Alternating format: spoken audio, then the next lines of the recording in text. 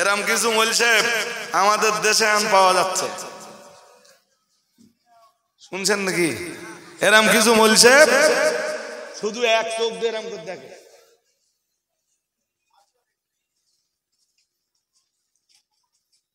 মুফতি সাহেব কবে কোন জলসায় কোথায় বলেছে, কোথায় বলেছিলেন আমিও জানি না। বলো কোন এক মজলিসে মুফতি সাহেব বলেছেন, যা বলেছেন ঠিক বলেছেন।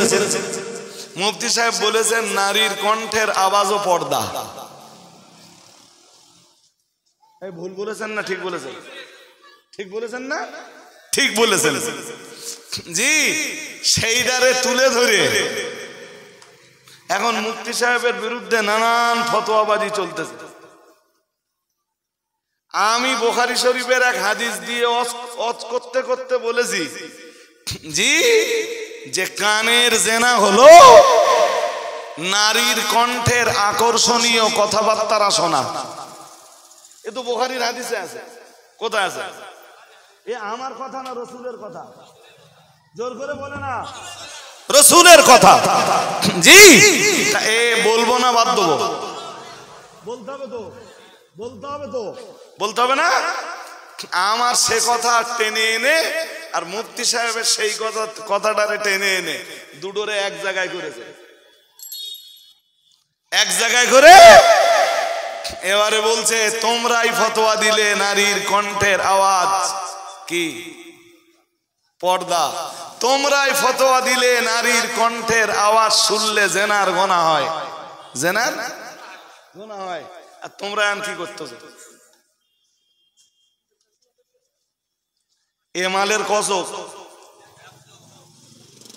আর এক চোখে দেখতে হবে তো, হ্যাঁ না বলবেন তো? আর এক চোখে দেখতে হবে তো? যদি বলেন হুজুর কি দেখতে হবে, মুফতি সাহেব এসে গেছেন, আমার আর বলবার অধিকারও নেই। না বলেন বলেন বললি হয়? শোনেন এই শেষ কথাটা বলি, শেষ কথাটা বলি। এদের এক চোখ অন্ধ কেন বলেছি? কোরআনের এক সূরা আছে 28 পারার একদম শুরুতেই আছে, তার নাম সূরাতুল মুজাদালা। কি নাম? কথা কয় না, তা কি করে বোঝাবো? কি নাম তার? নাম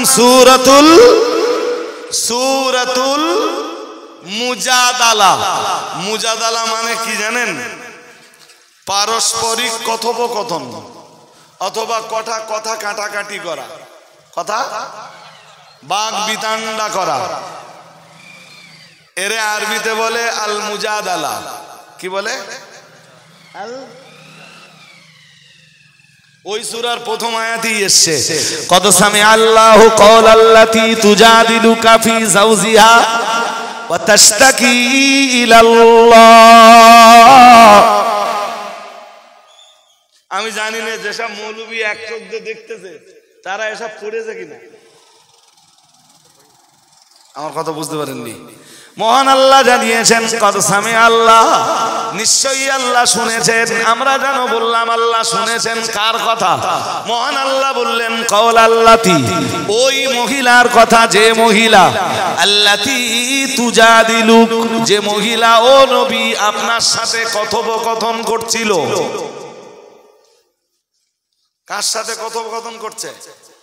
নবীও কথা বলছেন, ওই মহিলাও কথা বলছে। নবীর কথা মহিলা শুনছে, মহিলার কথাও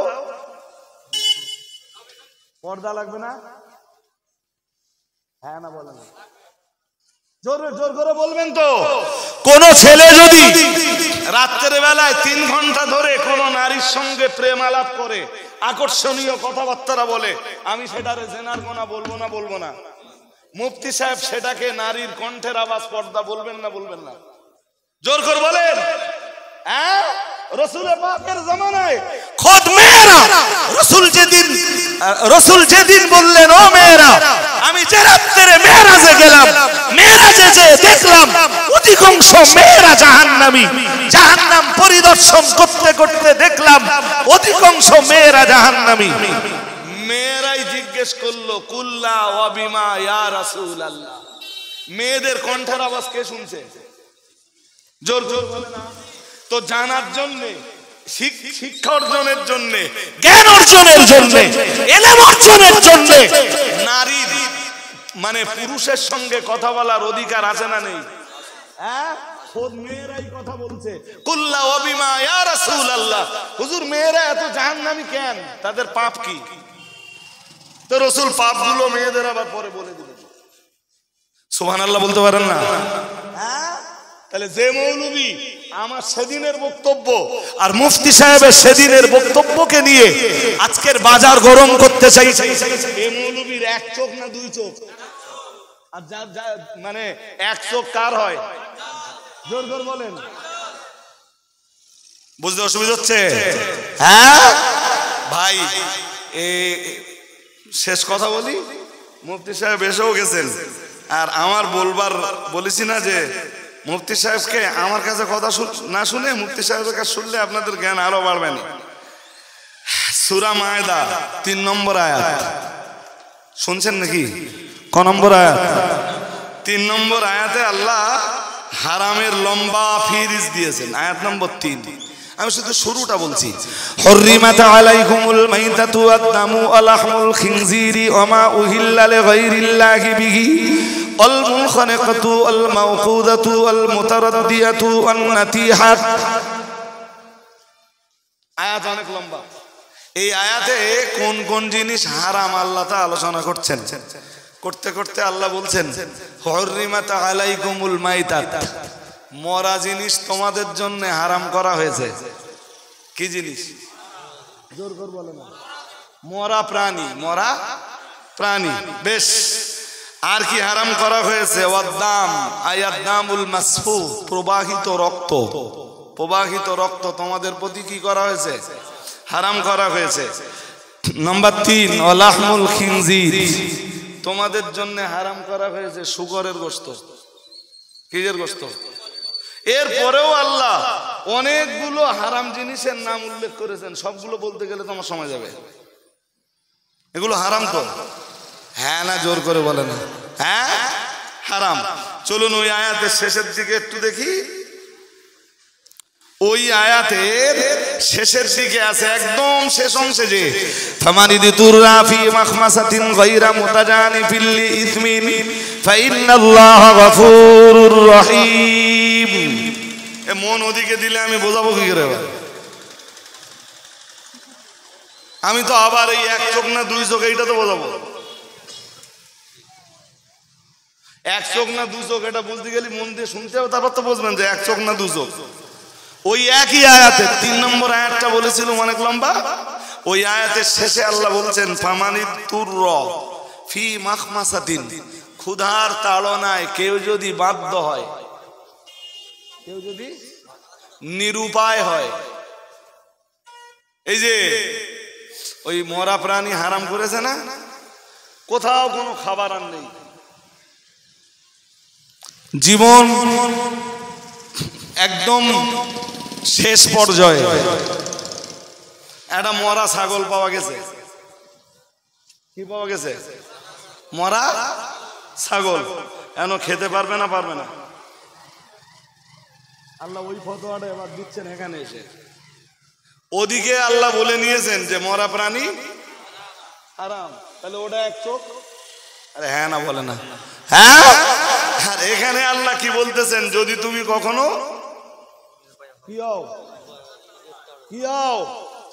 নিরুপায় হও, ক্ষুধার তাড়নায় তোমার প্রাণ জীবন বেরিয়ে যাবার উপক্রম করে কোথাও যদি তুমি খাবার সন্ধান করে না পাও, তবে আল্লাহ বললেন গায়রা মুতাজানিফিল লিইসমিন, আল্লাহ বললেন জি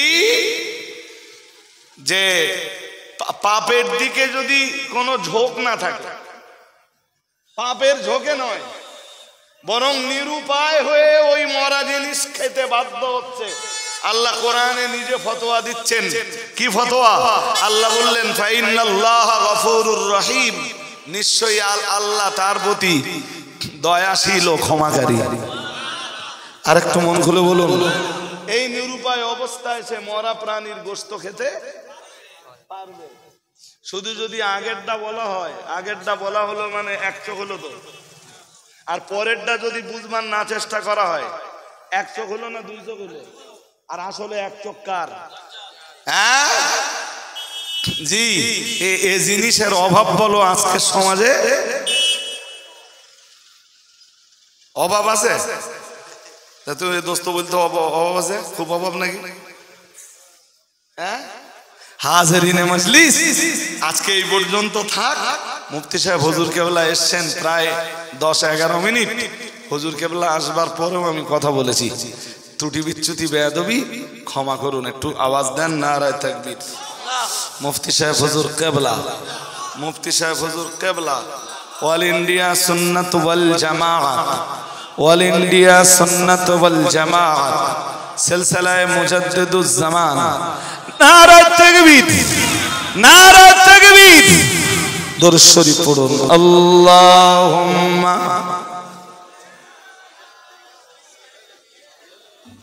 বলবো ভাই এই শেষ বেলায় আর এই কটা মাত্র বই আছে, 50 টাকা করে বিক্রি করি, আর কটা বই বিক্রি হলে হয়ে যায়। তা কেউ যদি নেওয়ার থাকেন নেন, এক একজন যদি মনে করেন নিবেন নেন।